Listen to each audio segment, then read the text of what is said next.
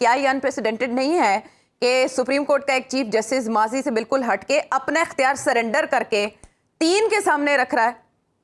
دیکھیے کافی سارا کرٹیسزم بھی تھا، جو بات چیت بھی ہو رہی تھی، 2-3 وجوہات بیان ہو رہی تھی، اور میں اب بھی یہ سمجھتا ہوں کہ سپریم کورٹ آف پاکستان کوئی بھی، اور اس کے علاوہ جب بھی کوئی اور ادارہ ہو، ایک اس کا سربراہ ضرور ہوتا ہے، اس سربراہ کے کچھ اختیارات ضرور ہوتے ہیں، ان اختیارات کو آپ ڈائلوٹ کر کے آپ اس آرگنائزیشن کو کمزور کر دیتے ہیں۔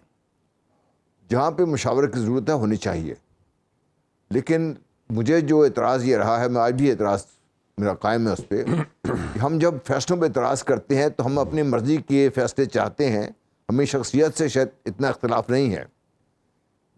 پچھلے چیف جسٹس پہ جب ریٹائر ہو گئے ہیں بہت کرٹیسزم یہی تھا ان کے اوپر، تو یہ کرٹیسزم اس دن نہیں تھا جس دن انہوں نے یہ فیصلہ کیا کہ جو ڈپٹی اسپیکر نے فیصلہ کیا اسمبلی میں ریزالو کرنے کا وغیرہ وغیرہ وہ غلط ہے، اس وقت کرٹیسزم نہیں تھا۔ تو کرٹیسزم ہوگا، میں بھی آپ کو بتا رہا ہوں، یہ اس لیے ہوگا کہ اور میرا خیال ہے لائر جو کمیونٹی ہے ایٹ لارج، مجھے نہیں پتہ ان کا ریئیکشن کیا ہوگا، لیکن میں یہ سمجھتا ہوں کہ چیف جسٹس نے بہت حسن قدم تو بہت حسن ہے ان کا یہ کہ مشورے سے کام ہو، لیکن ہر چیزیں مشورے سے نہیں چلتی، فیصلے کبھی آپ کو اپنے اوپر بھی اپنی ذمہ داری پہ بھی فیصلے کرنے پڑتے ہیں۔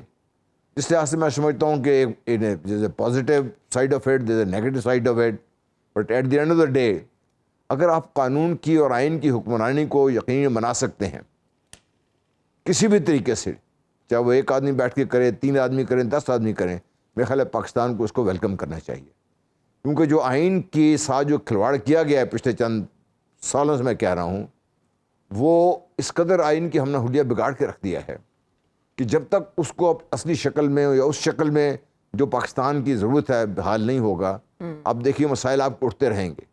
دوسرا مسئلہ جو میرا ہمیشہ یہ رہا ہے، بار بار یہ کہتا رہا ہوں کہ جو سیاسی مسائل ہے، سیاسی کاربرین نے ان کو خود حل کرنے کے بجائے اپنا سارا بوجھ سپریم کورٹ پہ ڈال دیا۔ آج بھی یہ جو فیصلہ آیا ہے، جو یہ سارا قانون بنا ہے، جو بھی کہہ لیجیے آپ، نیچرلی جب میں نے اپنی کلیکٹیو وزڈم نیشنل اسمبلی میں بھیجی ہے تو سپریم تو وہ ہیں قانون بنانے کے لیے، لیکن وہ ہر قانون بنانے کا انہیں اختیار نہیں ہونا چاہیے، نہ ہی وہ ہر وہ قانون بنائیں جس سے وہ سمجھتے ہیں اس اسمبلی کا فائدہ ہو، اس جو چند لوگ بیٹھے ان کا فائدہ ہو۔ ایٹ لارج اگر آپ 24 کروڑ عوام کے لیے فائدے کی بات کرتے ہیں، بالکل صحیح ہے، 184 کہہ لیں 2 کہہ لیں، مجھے اس کے پتہ نہیں ہے، لیکن یہ سارا جھگڑا اس جو تھا یہ عوام کا ایسے کوئی تعلق نہیں تھا، جھگڑا یہ تھا کہ ہماری ضد بیٹھے گی یا دوسرے کی ضد بیٹھے گی۔ یہ جھگڑے سے ہمیں باہر نکلنے کی ضرورت تھی، آج کے فیصلے سے باہر نکل آئے ہیں، اللہ کرے اس فیصلے سے ہی پاکستان کی بہتری شروع ہو جائے۔ تو مجھے اس میں تو میں سمجھ رہا ہوں کہ ہم بھی سلام کرنا چاہیے تمام جوڈیشری کو بھی جنہوں نے اتنا بڑا اقدام کیا۔ دیکھیے آپ بات کر رہی تھی نا جو کیبنٹ کے بارے میں بات کی تھی، وہ انتظامی فیصلے ہیں ان کا اور جو جوڈیشل پروسیس ہے اس کا بہت فرق ہے اس میں۔ سملرلی جو آرمی کے جو فیصلے بنتے ہیں جہاں پہ کور کمانڈرز بیٹھتے ہیں، وہ سیکورٹی کے معاملات ہیں، وہاں کا اور ان کا سپریم کورٹ کا آپس میں کمپیریزن بنتا نہیں ہے۔ اچھا، میں نے بھی اس لیے جو کہا تھا نا کہ بھئی کسی نہ کسی کو لیڈ کرنا پڑتا ہے ہر ادارے میں، اور یہاں پہ سپریم کورٹ ہونا چاہیے۔ میں عادل صاحب کی بات سے بالکل اتفاق کرتا ہوں کہ ہماری ہماری اسمبلی ہے اور جو میں ماضی سے دیکھتا آیا ہوں، جو قانون سازیاں ہوئی ہیں ان قوانین کو اکٹھا کر کے اگر آپ رکھ لیں سامنے، حیران کن ہے کہ ان میں سے کوئی ایک قانون بھی پاکستان کے عوام کی بہتری کے لیے نہیں بنا، کم از کم ماضی قریب میں جو میں دیکھا ہوں اس میں۔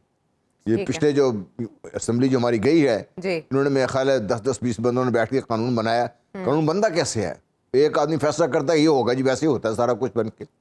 بہت ساری ایسی چیزیں ہیں کہ میں سمجھتا ہوں کہ قاضی صاحب کو اپریشیٹ کرتے ہیں ہم سارے، ہمارے بہت ماشاءاللہ بڑا زبردست کام کر رہے ہیں ان کا، لیکن ان کو جو معروضی حالات ہیں نا پاکستان کے، اور جنرلی بھی یہ دیکھ لی اس میں، ان سے الیحدہ ہے کہ آپ صرف آئیڈیلزم پہ فیصلے نہیں کر سکتے اس میں۔ یہ جو آڈیو ٹیپس وغیرہ کی بات چل رہی تھی نا، اس پہ جو سوال فریم کیے گئے تھے محترم ججز صاحبان کی طرف سے، جو بیسک سوال تھا وہ فریم نہیں ہوا تھا، یہ شاید وہ اٹھنا چاہیے کہ یہ کس کی اجازت سے کس نے ٹیپ کیا۔ سپریم کورٹ کے اپنے آرڈرز ہیں، ساری دنیا میں یہ قوانین ہے، یہ کس نے ٹیپ کیے، کیوں کیے، کس کی اجازت سے ہوئے، اس کا اگر لیگل ہے اوبویسلی پھر تو ان کو سزا ملنی چاہیے۔ اگر لیگل نہیں ہوا یہ سارا کم تو بیسک کام اگر انلیگل ہے تو پھر اس کے بعد ان کے سننے کی تو پھر ضرورت ہونی نہیں چاہیے۔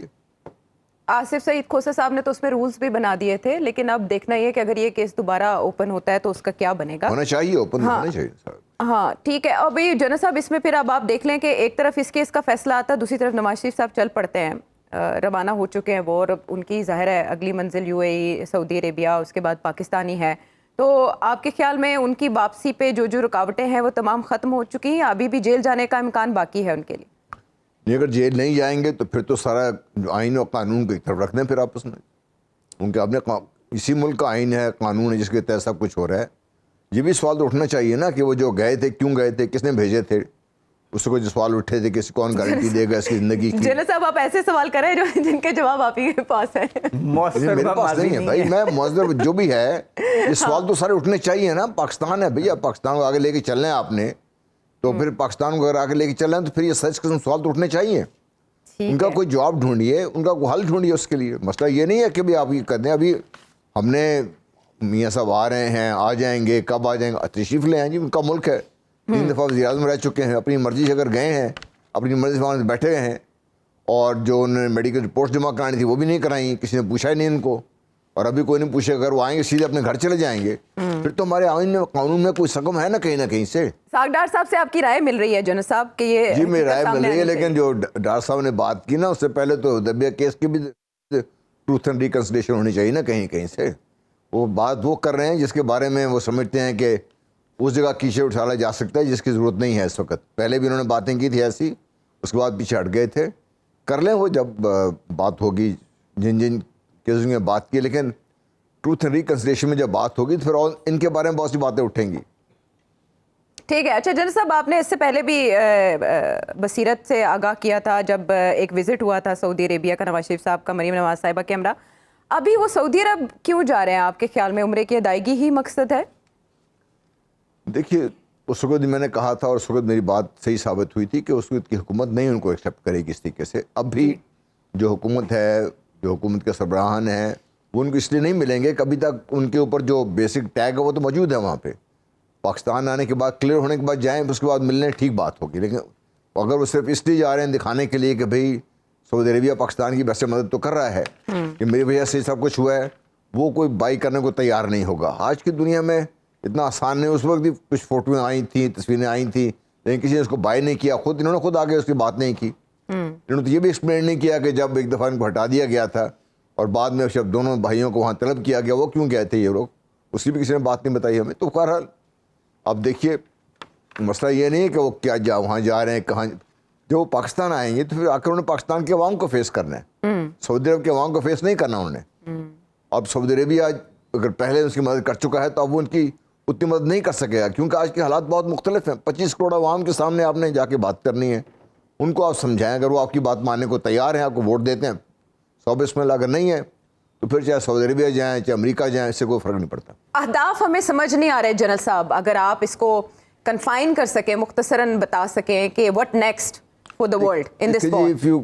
اگر آپ دیکھیے تو ٹرمپ صاحب جاتے ہوئے جو ابراہیم ایکارڈز کر گئے تھے، ان کا مقصد کیا تھا، اور اس کو جو ایکسپلینیشن دی تھی نیتن یاہو نے جا کے اقوام متحدہ میں نقشہ دکھا کے کہ جو مستقبل کا مشرق وسطیٰ ہوگا وہ پیوٹ کرے گا اسرائیل کے ارد گرد.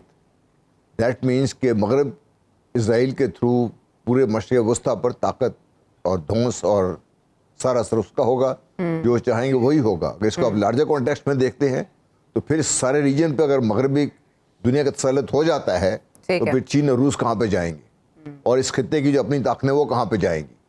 تو یہ جو منصوبہ تھا ان کا، نقشہ بھی انہوں نے دکھایا تھا کہ غزہ وغیرہ تو سارا غائب کر دی تھی انہوں نے. ٹھیک ہے. تو لارجر کانٹیکسٹ ایک یہ ان کے مسئلہ ہے. دوسرا بڑا مسئلہ ان کا یہ بنا ہوا ہے کہ ایک طرف یوکرین میں پھنسے ہوئے ہیں، دوسرے ان کو پتہ ہے کہ سیریا میں لٹاکیا ان کی جو پورٹ ہے، رشیا کی بہت اسٹرانگ پریزنس ہے وہاں پہ، اور رشیا پہلے بھی اس میں ایکشن میں نظر آیا ہے، اب پھر ایکشن میں نظر آ سکتا ہے. سعودی عربیہ کو بات سمجھ آ گئی ہے کہ اگر سیریا کے معاملات پہ بگاڑ ہوا تو نقصان ان کا ہوگا.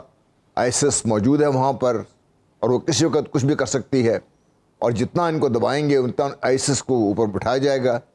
اس کے ساتھ اگر وہ حزب اللہ سے جیسے پہلے ایک دفعہ بہت بڑی مار کھا چکے ہیں، اگر اس طرف جائیں گے اور پھر نقصان ہوگا. تو اسرائیل بھی اور اس کی مغربی جو بیکرز ہیں وہ سب اس وقت پھنسے ہوئے ہیں اس وقت ایکچولی. ٹھیک ہے. ہاں کل رات کو بھی ان کے جو پہنچے ہیں کمانڈوز اور اسپیشل فورسز کے لوگ پہنچے امریکہ کے، کہ کیسے ان کو ہم جو ہوسٹیجز ہیں ریسکیو کروائیں گے.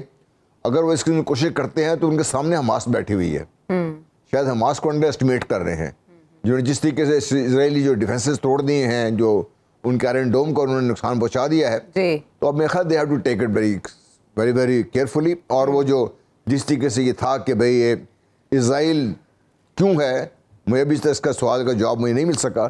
شاید اسرائیل اپنے زوال کی طرف بڑھ رہا ہے, اور یہ اس کا بہت بڑا مظاہرہ تھا میرے نزدیک.